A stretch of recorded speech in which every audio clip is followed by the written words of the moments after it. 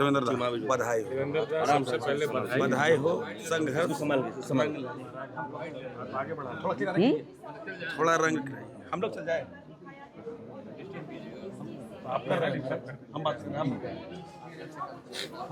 कैसे हैं दादा, क्या कहना है? जी बधाई हमको नहीं, बधाई उन तमाम संघर्षशील छात्रों को जो आज 23-24 दिनों से महीनों से दिन रात पानी में भीगते हुए संघर्ष किया है। आप तमाम प्रेस मीडिया यूट्यूबर जितने भी साथी हैं उन लोग को विशेष धन्यवाद कि दिन और रात एक छात्र के साथ कंधा से कंधा मिला करके छोटी से छोटी बातों को पूरे दुनिया तक पहुंचाते हुए छात्र के आवाज़ को मजबूती दिया। बधाई उन तमाम शिक्षकों को, अभिभावक को, उन सफाई कर्मी को और विशेष रूप से जिसको हम लोग जानते नहीं थे, ब्लिंकिट के माध्यम से, जोमेटो के माध्यम से प्रोटेस्ट स्थल पर पानी भेजा, खाना भेजा, नाश्ता भेजा, उनको बधाई धन्यवाद। विशेष रूप से राज्य सरकार को, माननीय मुख्यमंत्री हेमंत सोरेन जी को धन्यवाद, जो मुद्दा हम लोग ने उठाया उसको बहुत ही गंभीरता से लेते हुए छात्र के आंदोलन का सम्मान करते हुए लगभग सभी मांगों को पूरा किया है। DDPL इतने सारे एग्जाम ली थी, क्या आपको उम्मीद थी कि सरकार इतना बड़ा फैसला ले सकती है? हाँ, उम्मीद था, भरोसा था, विश्वास था। ऐसे ही हमने अन्न का त्याग नहीं किया था।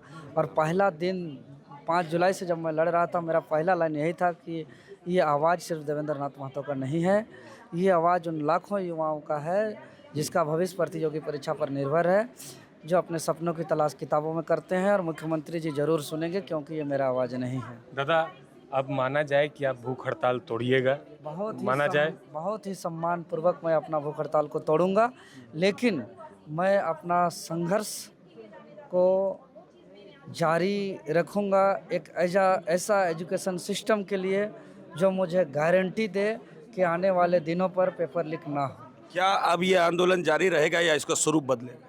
नहीं, देखिए अभी तो मेरा अनशन सम्मानजनक ख़त्म करेंगे हम, उसके बाद कुछ दिन विराम करेंगे, उसके बाद फिर रणनीति बनाएंगे, क्योंकि हमने अपने जीवन पर कई एग्ज़ाम को रद्द होते देखा है, कई एग्ज़ाम पर CID जांच देखा है, कई एग्ज़ाम पर CBI जांच देखा है।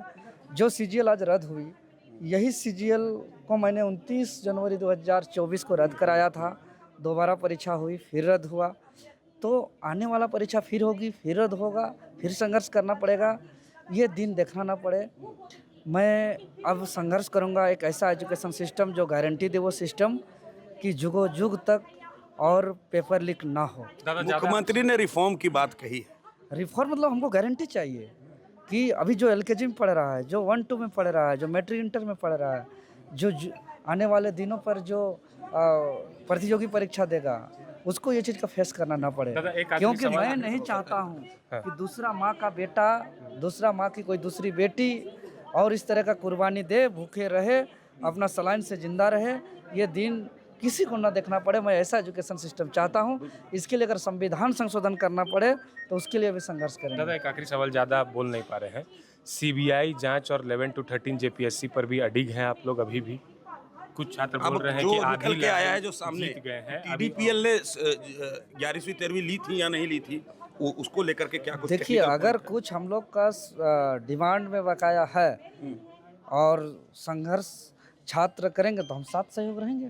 ठीक दादा, ठीक, बहुत बहुत धन्यवाद। अभिषेक, बाकी हबीबा भी हैं। हबीबा ये आंदोलन का चेहरा है और ये 4 अगस्त से लगातार हबीबा भूख हड़ताल पे थी। और राहुल क्रांति भी हैं, ये भी मेरे भैया भी बहुत वायरल हैं। क्या कहना चाहेंगी? जी बिल्कुल, बहुत ही ज़्यादा जीत की खुशी है।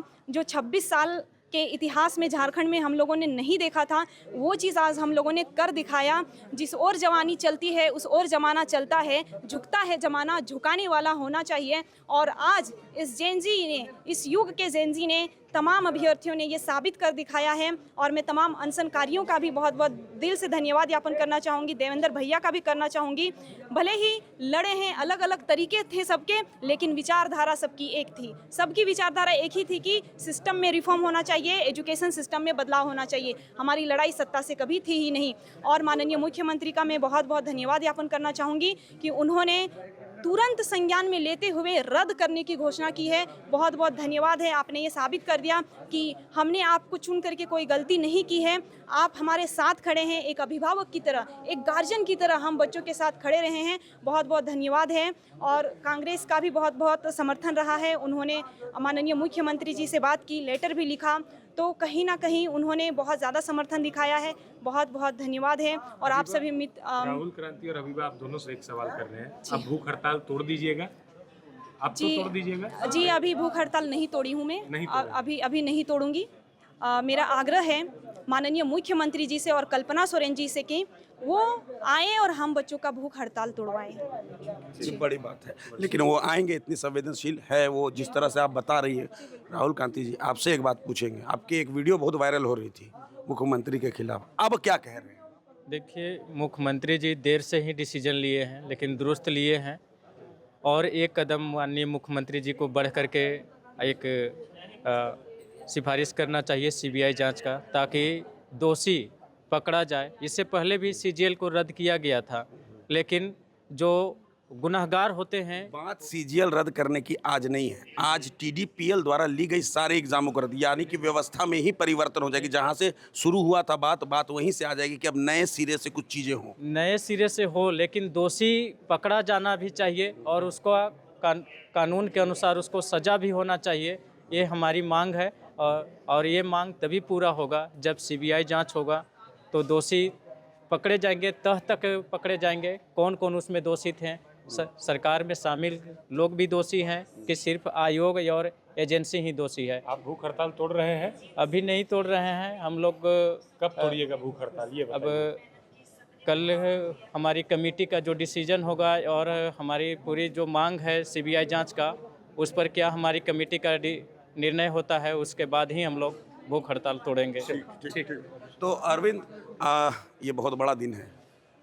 देखिए, इतना लंबा इनका आंदोलन है और आज जो ये खुशी की खबर सामने आई है कि इस तरह की अनियमितता वाली एग्ज़ाम जो हुई थी, जिसको लेकर के हमारे साथ प्रेम जी भी हैं, इन्होंने सबसे पहले ये बात उठाई थी कि टीडीपीएल द्वारा ली गई एग्ज़ाम को, सभी परीक्षाएं कैंसिल की गई। इन सब साथ में मिलकर के इन्होंने ये बातें मुख्यमंत्री के सामने रखी थी। क्या कुछ कहेंगे?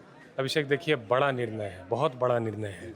जहाँ से चीज़ें बिगड़नी शुरू हुई, अब वहाँ तक सुधार के रास्ते दिख रहे हैं। ये फैसला सच में एक उदाहरण पेश करता है कि ये बहुत बड़ा फैसला है।